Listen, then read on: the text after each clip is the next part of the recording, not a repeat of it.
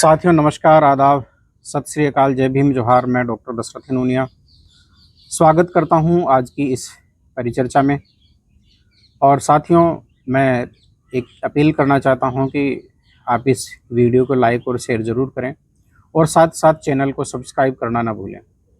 साथियों, चर्चा यह है कि जिस आईपीएस हरियाणा कैडर के 2001 बैच के सीनियर आईपीएस आईजी रैंक के पदाधिकारी वाई पूरण कुमार ने सुसाइड किया और जिस प्रकार से उसकी पत्नी अमनीत कौर ने एफआईआर लॉन्च करवाई थी, किस प्रकार से प्रशासनिक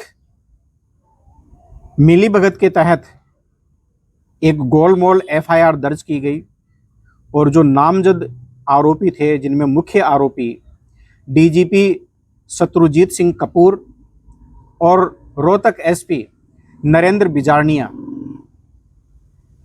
उनको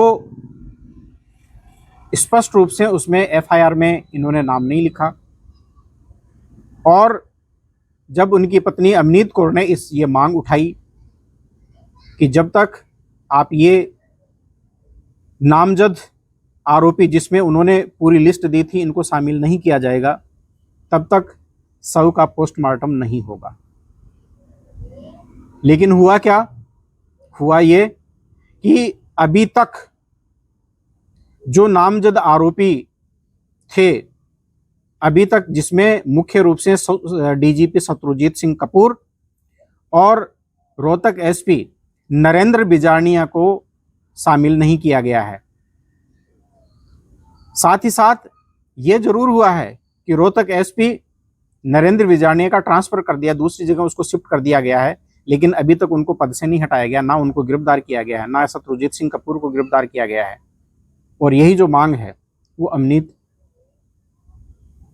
पूरण कुमार की थी। साथियों, सोचने वाली बात यह है कि एक आईजी रैंक के सीनियर आईपीएस अधिकारी के साथ में इस प्रकार से अन्याय और उत्पीड़न होता है, संस्थागत अन्याय उत्पीड़न, वो भी हाईली जो सर्विसेज हैं उनमें। आप जानते हैं कि आईएएस, आईपीएस, आईएफएस, ये इंडियन सिविल सर्विसेज वो टॉप मोस्ट सर्विसेज है जिसमें प्रत्येक माँ बाप का और प्रत्येक युवा का सपना होता है कि वो उसमें जाए। और यदि वहां पर इस प्रकार का अन्याय, उत्पीड़न, अत्याचार और भेदभाव होता है, तो आप सोचिए कि निचले स्तर की सेवाओं में किस प्रकार का अन्याय, अत्याचार और उत्पीड़न होता होगा। और आम आदमी के साथ में किस प्रकार का इस जातिवादी देश में, इस जाति प्रधान देश में किस प्रकार से अन्याय, उत्पीड़न होता होगा, ये सोचनीय विषय है। जो लोग ये कहते हैं कि अब भारत में यानी कि एक तरह से इस प्रकार की ऐसा कोई अन्याय, उत्पीड़न नहीं होता है और SC/ST atrocities prevention of atrocities act 1989 का विरोध यानी कि एक तरह से दुरुपयोग होता है, यानी अनुसूचित जाति जनजाति अत्याचार निवारण अधिनियम 1989 का दुरुपयोग होता है, ऐसा यानी कि एक तरह से गाये बगाए कई लोगों के द्वारा कहा जाता है। जब एक आईपीएस और आईएएस जैसे रैंक के अधिकारियों के साथ में जब अन्याय, अत्याचार और उत्पीड़न होता है और उनके द्वारा लिखी गई एफआईआर को सही तरीके से यानी कि एक तरह से जो है लॉन्च नहीं किया जाता है, तो आम आदमियों के साथ में किस प्रकार का और किस स्तर का अन्याय, अत्याचार और उत्पीड़न होता होगा, ये अपने आप में बहुत महत्वपूर्ण और सोचनीय विषय है। और बिना परिवार की अनुमति के उनकी जो डेड बॉडी है, जो कि पहले सरकारी multi speciality hospital sector 16 Chandigarh में स्थित थी, उसको जो है जबरन जो है वो PGI-MER चंडीगढ़ है उसमें शिफ्ट कर दिया गया। और हालांकि परिवार ने यानी कि एक तरह से जो है विरोध दर्ज करवाया है, पत्नी ने विरोध दर्ज करवाया है। उसने कहा है कि परिवार ने अभी तक पोस्टमार्टम की सहमति नहीं दी है, इसलिए पुलिस को आगे की फोरेंसिक प्रक्रिया में बाधा हो रही है, ये एक अलग बात है। लेकिन आरोप लगाया है कि जबरन जो है वो ले जाया गया है। हालांकि अधिकारी ये कह रहे हैं कि PGI-MER में डॉक्टर बोर्ड बनाने और पोस्टमार्टम की वीडियोग्राफी सहित यानी जो योजना बनाई गई है यानी कि उसको है वो उन्होंने मान लिया है।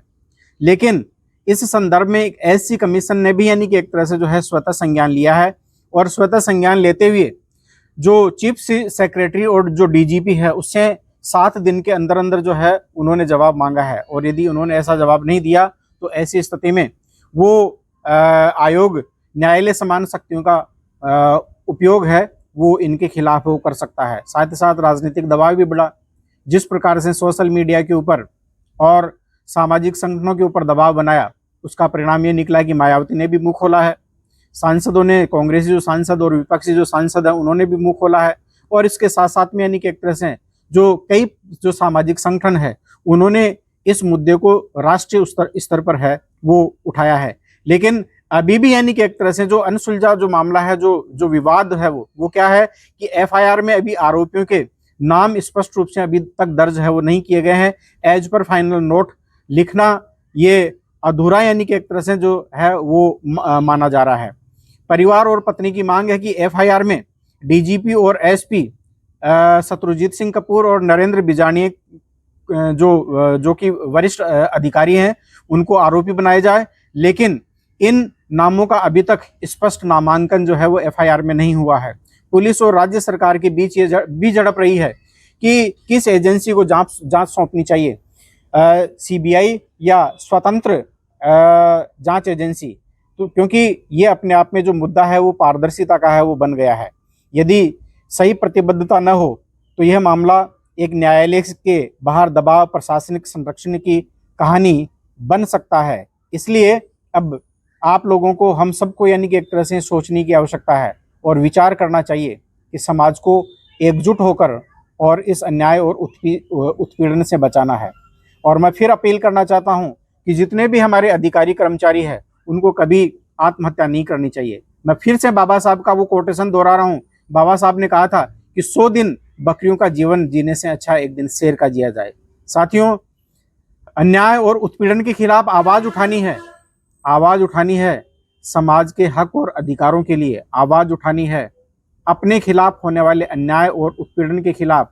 और ये जातंकवाद है और जातिवादी अन्याय और जो उत्पीड़न है इसके खिलाफ आवाज उठाते हुए इसको खत्म करना है और एक ऐसे आदर्श समाज की स्थापना का जो है लक्ष्य लेकर चलना है जो स्वतंत्रता, समानता, बंधुता और न्याय के आधार पर एक सत्य संविधान, सत्य, विज्ञान, मानवता, मानव अधिकार, अंतर्राष्ट्रीय कानून, कॉस्मो ह्यूमनिज्म और अम्बेडकरिज्म पर आधारित यानी कि एक तरह से ज्ञान विज्ञान पर आधारित जो समाज है वो बन सके। मैं फिर से अपील करना चाहता हूं साथियों कि आज की जो चर्चा है मैं यहीं पर विराम देते हुए इस चैनल को सब्सक्राइब करने और इस वीडियो को लाइक और शेयर करने की है अपील है वो करता हूं। बहुत बहुत धन्यवाद मुझसे जुड़ने के लिए।